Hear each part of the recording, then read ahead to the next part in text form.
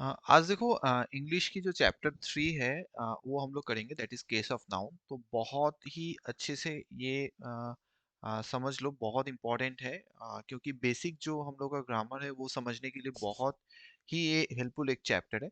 तो इससे पहले नाउन वीडियो जो है वो देख लेना, उसके बाद हम लोग केस ऑफ नाउन पे चलते हैं। तो नाउन सबसे पहले देख लो। अगर हम लोग नाउन की डिस्कस करें तो नाउन और pronoun said to be nominative case. तो पहले केस है क्या क्या है, उसमें सबसे पहले नॉमिनेटिव केस आता है। नॉमिनेटिव केस किसको कहेंगे? If it is use as a subject of the verb. मतलब हम लोग कोई वर्ब का अगर वो सब्जेक्ट एज अ सब्जेक्ट हिसाब से नाउन इस्तेमाल हो, उसको यूज किया जाए, तो उसको हम लोग नॉमिनेटिव केस कहेंगे। तो मतलब जो है, जो वर्ब का जहाँ पे सब्जेक्ट को इंपॉर्टेंस दिया जा रहा है, तो that is nominative case. The subject is that part of the sentence which contains the person और thing which you are speaking. वो तो सब्जेक्ट जो पर्सन और थिंग है जिसके बारे में हम लोग कह रहे हैं उसको सब्जेक्ट कहा जाता है। एग्जाम्पल मान लो, the batsman scored more than 5000 runs. यहाँ पे देखो, बैट्समैन जो है यही सब्जेक्ट है। तो बैट्समैन सब्जेक्ट है, तो बैट्समैन को इंपॉर्टेंस मिला है, तो ये आपका नॉमिनेटिव केस में हो जाएगा। ठीक है। तो और एक एग्जांपल देखो, यहाँ पे भी लिखा हुआ है, you can find the nominative case if you put who और व्हाट बिफोर द वर्ब। किसने किया, क्या किया, तो आपको पता चल जाएगा। A noun on pronoun is said to be accusative case अगर वो ऑब्जेक्ट ऑफ द वर्ब हो। एक वर्ब होता है, बेसिकली हम लोग कैसे लिखते हैं? Subject plus verb plus object ना। तो ये हिसाब से हम लोग लिखते हैं। तो ये वर्ब का अगर सब्जेक्ट हो तो नॉमिनेटिव केस, इसका अगर ऑब्जेक्ट हो तो ये accusative case. Accusative also known as objective case भी इसको हम लोग कहते हैं।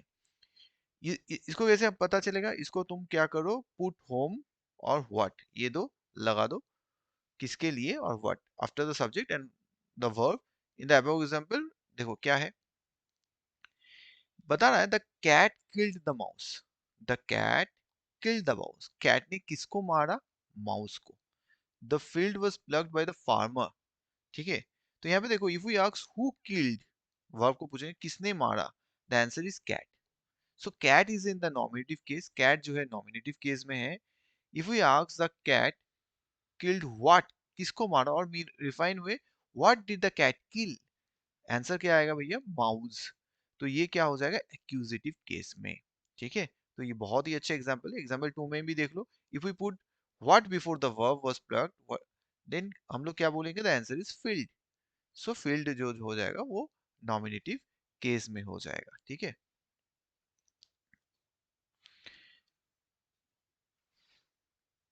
अच्छा, यहाँ पे फिर आ जाओ। A noun is said to be in the possessive case if it denotes possession, authorship, origin, kind. If answer of the question whose, the possessive case is also known as genitive case. तो देखो, दो हमने already पढ़ लिया। एक तो आपका हो गया दैट इज नॉमिनेटिव केस, जहाँ पे सब्जेक्ट आप इंपॉर्टेंस दे रहे हो। एक्यूजेटिव केस जहाँ पे आप ऑब्जेक्ट को इंपॉर्टेंस दे रहे हो। ठीक है। और एक आता है दैट इज पॉसेसिव केस, जहाँ पे आपका पॉसेशन मतलब आपका ऑथरशिप, ऑरिजिन किसका है, ये सब पता चलता है। The museum houses Mahatma Gandhi's watch, किसका घड़ी है भाई? महात्मा गांधी का। Duke's group is standing Gitanjali पे, which group, whose play, Duke's का ग्रुप है, गीतांजलि का प्ले है। ठीक है। तो उनका उनका ऑथरशिप, उनका पोसेशन समझाने के लिए ये पॉसेसिव केस यूज होता है।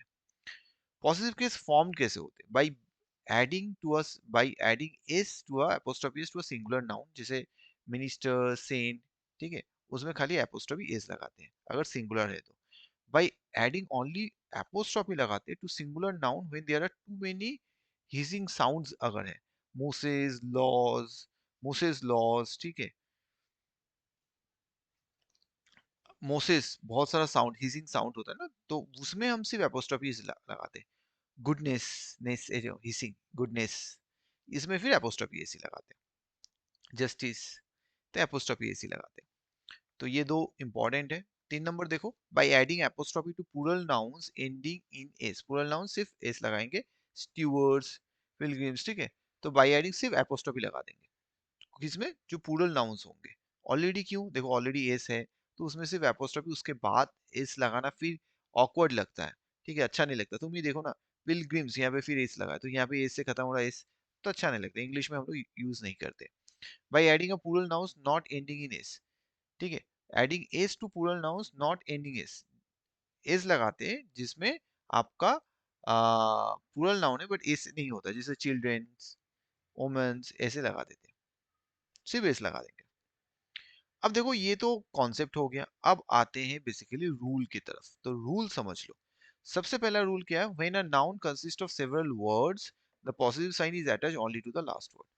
बहुत इंपॉर्टेंट रूल है। अगर नाउन बहुत सारे वर्ड्स हैं, जैसे द क्वीन ऑफ इंग्लैंड, बहुत सारे वर्ड है नाउन में, reaction was important the Daniel episode, तो यहाँ पे बहुत सारे वर्ड्स जब है तो क्वीन ऑफ इंग्लैंड कहा क्या जा रहा है, जो भैया लास्ट वर्ड है उसके साथ आपको एस यूज करना है, तो क्वीन ऑफ इंग्लैंड आप यूज करोगे, बहुत इंपॉर्टेंट, एरर करेक्शन में भी आता है।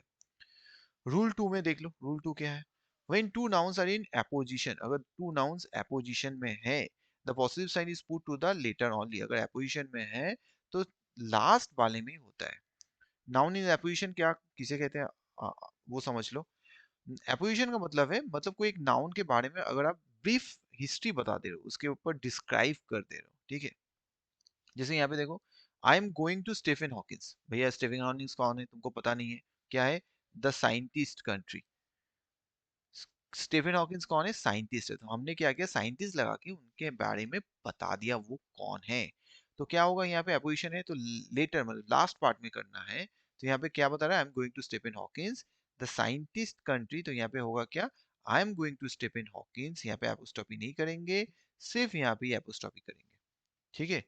तो साइंटिस्ट कंट्री, ये भी बहुत बार पूछा गया है। नेक्स्ट देखो रूल थ्री में क्या आता है, रूल थ्री में बता रहा है व्हेन टू और मोर नाउन्स, जब दो और से ज्यादा शो जॉइंट पोसेशन समझाए the positive sign is put to the latter only, positive sign जो है लेटर लास्ट वाले में ही होगा। जैसे क्या, अगर हम लोग कहेंगे Amitabh and Ajitabh are Bachchan son, so Bachchan ji Amitabh से अजिताभ फादर दोनों का ही है, ठीक है। The above community use would, देखो दो फादर सी मतलब दो फादर यूज यहाँ पे हो रहे तो कंफ्यूजन हो जाता है, तो यहाँ पे क्या बोलेंगे, so Bachchan ji is Amitabh and Ajitabh father, तो यहाँ पे लास्ट में दोनों अलग में लगाओगे तो as if there are two fathers, दो पिता हैं, ठीक है। तो ये नहीं करना है, तो एक ही पिता बच्चन जी उनके अमिताभ और अजिताभ के फादर है, तो सिर्फ लास्ट में ही आपको लगाना है। रूल फोर क्या है देखो, each of two or more connected nouns implying separate possession must take possessive sign, अगर separate possession बताता है, अगर दोनों का अलग अलग उसके ऊपर अधिकार है, ओनरशिप है, तो आपको अलग पोसेसिव साइन लगाना है। जैसे क्या हो जाएगा, the audience listen to Javed and Vajpayee poem नहीं है, क्योंकि एक कविता जो जावेद जी ने भी लिखा है, वाजपेयी जी ने भी लिखा है, तो दोनों का पोसेशन समझाओगे तो दोनों के बारे में दोगे ना। भैया एक घर है, तो घर अगर एक है तो दोनों अगर अधिकार है तो दोनों को इक्वली डिवाइड कर दोगे ना, ए और बी में, तो वही है, ठीक है। तो अगर इससे पहले वाला में क्या था, इससे पहले बच्चे तो दो ही थे बट पिता एक था, बच्चे तो दो थे बट ओनर एक ही था, तो उसी लिए ओनर बताने के लिए वहां पे एक ही जगह पे किया गया, लेकिन यहाँ पे आपको ओनर क्योंकि दो अलग है तो आपको अलग करवाना पड़ेगा। The possessive case is chiefly use with the names of living things, rule five भी इंपॉर्टेंट है, किसके साथ बेसिकली होता है, जो जीवित है, living things. The cart's wheel हम लोग नहीं कहते हैं, the wheel of the cart कहेंगे, क्योंकि पॉसेसिव जो है अधिकार समझाने के लिए, भैया अधिकार किसका होता है, जो जीवित है उन्हीं का अधिकार होगा ना, जो जीवित नहीं है उनका अधिकार क्या होगा, तो आप वहां पे क्या करोगे, नहीं करोगे। नॉन लिविंग थिंग्स के लिए आप यूजुअली नहीं यूज करोगे। ये भी बहुत इंपॉर्टेंट रूल है, this number five is very important. Number 6 देख लेते हैं, however if non living things are personified, ये भी बहुत इंपॉर्टेंट है। चलो नॉन लिविंग थिंग्स को नहीं, लेकिन नॉन लिविंग थिंग्स को अगर पर्सोनिफाई करोगे तब तो यूज कर सकते हो। जैसे if you are fortune's favourite, तो फॉर्च्यून को आप पर्सोनिफाई कर दिए, उसको एज अ लिविंग थिंग्स आप डिपिक्ट कर रहे हो, तब आप यूज कर सकते हो, ठीक है। नंबर 7 देख लो, नंबर 7 में क्या कर रहा है, the possessive is also use with nouns denoting time space and weight. तो देखो नॉन लिविंग में तो नहीं होता है, लेकिन पॉसेसिव अगर समय के बारे में हो, जगह के बारे में हो, वेट के बारे में हो, तो आप कर सकते हो।